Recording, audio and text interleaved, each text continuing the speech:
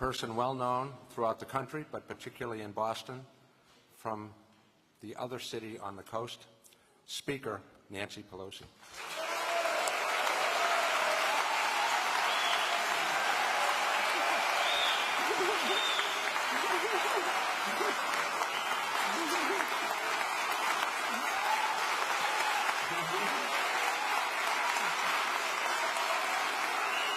Still morning. Good morning, everyone. Thank you. It's an honor to join all of you here to celebrate the life of our beloved friend and colleague, Chairman. He likes to be called Mr. Chairman Barney Frank. Today we gather with deep sadness, but also profound gratitude for him. Gratitude that our country was blessed by Barney's extraordinary intellect, his fearless conviction, his legendary wit, and above all, his unwavering commitment to justice. To his beloved husband, Jim, to his family, his friends, and all who loved him, we extend our deepest prayers and love. And I proudly bring the sympathy to the family from the Congress of the United States, as you see represented by so many House and Senate as well.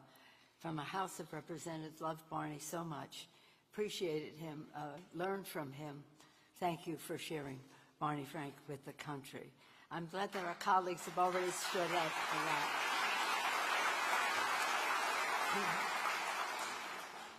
May it bring comfort to know that Barney's legacy lives on. We know that, we've heard it, in the laws he helped write, in the barriers he helped break down, and the countless lives he touched with his legislation. America's working families have lost an iconic champion. Massachusetts lost one of its greatest public servants, and many of us have lost a treasured friend. For decades, Barney stood at the center of the great debates of our time. He deeply believed that government could be a force for good in people's lives to expand opportunity, protect consumers, expand and defend civil rights, and strengthen our democracy. He brought that belief to every fight. So I have many stories to tell you about how he did that and the rest. But I do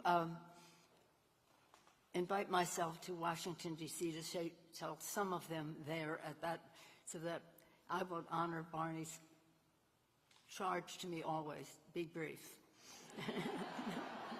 In moments of challenge, Barney brought clarity. In moments of uncertainty, he brought perspective.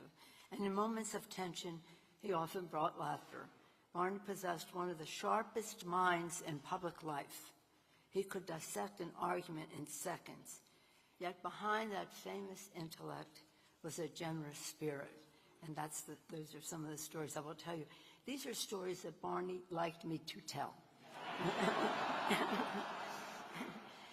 So one of them was that you all know Father Drinan, and you know that Father Drinan served in the Congress of the United States as a Jesuit. When Father Drinan passed away, I was asked to speak at his service, and Barney said, "Tell my story." And that was that His Holiness Pope John Paul had said that Father Drinan had to choose between being a Jesuit priest or a member of Congress. Thou art a priest forever, Father Drinan chose the path. But what Barney liked about that was when Father Drinan left the Congress, he wanted me to say to those in the church that day that I was absolutely sure His Holiness was glad that he was replaced by an openly gay man.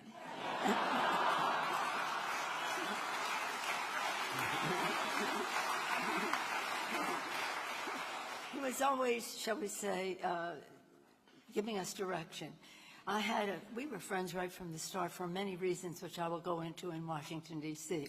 But here today, I just say that I had a big party for him in San Francisco when I was newly elected, and it was in the 90s. I was late 80s, but this was the 90s. Barney came. This was a big deal. Barney Frank is coming to town. My daughter, Christine, was just starting law school. I say that for a reason. So I'm about to introduce Barney, and I start to say, before we hear from our special guest, I just want to stipulate to a certain set of facts about what we have to do to win this election. Shouting from the audience, Barney says, "So Christine's going to law school, and now Nancy's stipulating to facts." In any event, you mentioned Barney's talking about the Defense of Marriage Act. I remember when that bill came to the floor, it was a horrible thing. But the person who was proposing it had been married a number of times. So then Barney shouts out, "What are you protecting, your first marriage, your second marriage?"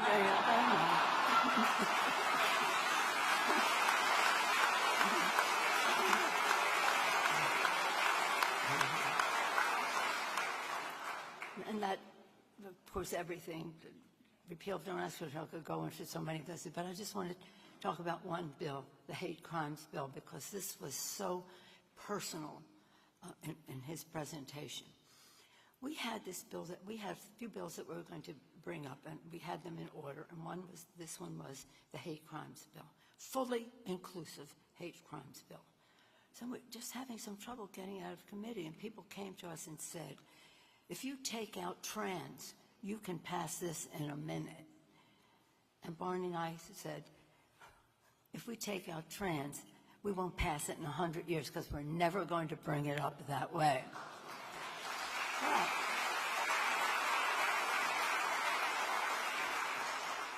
But what was important, and why I bring it up here today, is Barney then took control of the whole debate, went to the caucus. He spoke so personally about his youth as a teenager, his whole authenticity about himself, crying. We were all crying. It was the generosity of spirit of Barney Frank that day to make a difference in the lives of so many people. Of course, he then went around to the members with the mother of Matthew Shepard, and of course, we overwhelmingly passed the fully inclusive hate crime.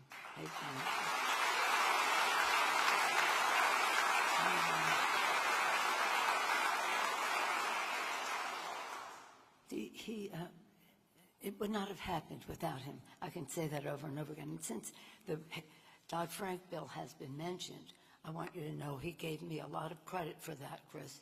He said to me, "You were really important in this." I said, "Oh, really?" He said, "Yeah, because you kept out of my way."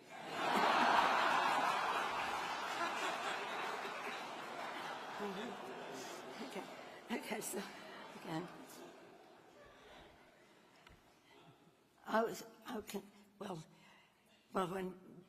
he's 5 years younger, 5 days younger than I am, which he reminded me constantly. So I'm March 26th, he's March 31st. And so when March 31st would come around and go, "Hey, Barney, we're the same age." He says, "You will always be older than I am." And I say that because then, I mean, this is a long time ago. You know how old we are, so it was a long time ago. He comes to me and said, "I have a gift for you. I'm going to the floor to sing 'Will You Still Love Me, Will You Still Me When We're 64'. I said, "Oh, you can't do that. Come on, Barney, stop it." He goes to the floor. Did you ever think you'd hear him sing a Beatles song on the floor of the House? But he did. But it just, in conclusion, did I say that already? This is my favorite story. Barney was being interviewed for a magazine article. Jim, you probably remember this. Something like he was being interviewed for this article, and a young man was interviewing him for kind of a new magazine, I guess. And he said to him, "My editor wants to know what poignant quote has meant a lot to you that you still remember and draw upon." So Barney said, "Tell your editor that's easy for me. My most poignant quote is Jimmy Durante saying, 'Good night, Mrs. Calabash, wherever you are.' I've always wondered what that meant." And he asked me if I would be interviewed by this young person too. So he came to me and he said, "Help me with this. My editor said that's a great quote, but he wanted to know if we could change it to 'Good night, Ms. Calabash, wherever you are.'" No, I don't think so. Good night, Mr. Chairman, Barney Frank, We know where you are. May you rest in peace. Thank you.